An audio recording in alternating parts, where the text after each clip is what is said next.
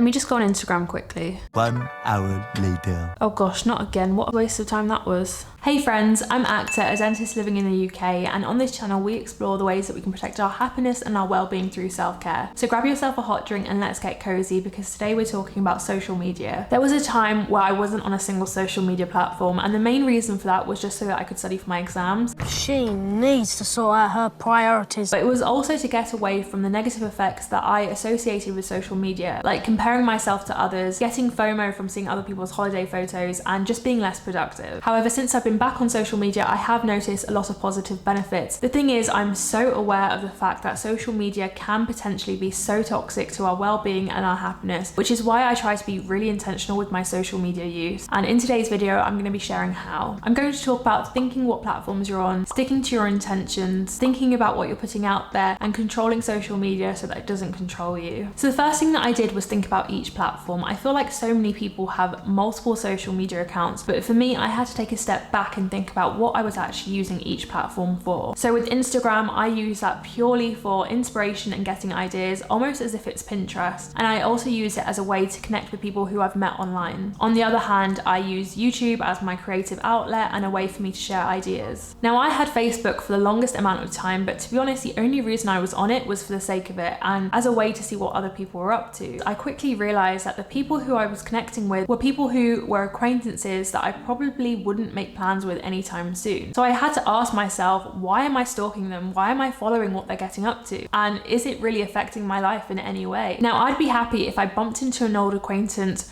really randomly and then I could ask them what they've been up to. I know a lot of people use Facebook as a way to connect with family and friends, but for me personally, I prefer connecting with people who mean something to me through WhatsApp or FaceTime calls, or even just meeting them in person. So I deleted Facebook a couple of years ago and I've not missed it whatsoever, and I don't feel like I'm disconnected from anyone because the people who I want a genuine connection with, I make the effort with them. I've realized that I need a real reason to be on any single social media platform in order to make that social media platform work for me. So once I'd figured out what I was using each social media platform for, I only used it for that intention. So like I said, I use Instagram as a source of inspiration and a way of connecting with people that I've met online. So in terms of inspiration, I'm looking for things related to personal growth, self-care, healthcare and fitness, creativity, and inspiring words. So the accounts that I follow tend to reflect that. I don't think I follow a single celebrity because my intention with Instagram is not to keep up with the Kardashians. I also don't think I follow any beauty or fashion accounts, mostly because I'm trying to be really mindful about my spending right now, and so if I was to follow accounts like that, it just wouldn't serve me. I feel like at this point we should just be following the things that actually bring value into our lives. Like, yes, pretty pictures are great, but does it actually help you? I also use Instagram as a way to connect with people that I've met online. So I don't use Instagram as a way of keeping up to date with people that I went to school or university with, because I feel like that's what I've got WhatsApp for or people's phone numbers for. So this means that sometimes people I know in my real life will follow me and I don't always follow them back. Got it, Cruella. But I'm just so over feeling obligated to follow people back just because I knew them however many years ago. And likewise, I wouldn't want people to follow me just because they used to know me. Of course, there are some exceptions, but I found that this has really worked for me. I also make such good use of Instagram's blocking and muting feature because I never want to feel like I have to see someone's content. And it means that it's alleviated that feeling of FOMO and comparing myself to others, as well as so many other negative effects with social media. And that's because I'm using social media as a tool and curating what I see. So as well as thinking about what I'm consuming on social media, I'm also thinking about what I'm putting out there. When I first had social media, I noticed this trend in my posting habits where I was posting for likes, but I wasn't actually posting anything that was bringing value to anyone. So I might have had the best holiday ever, but sharing 5 photos of myself on the beach with captions like vitamin C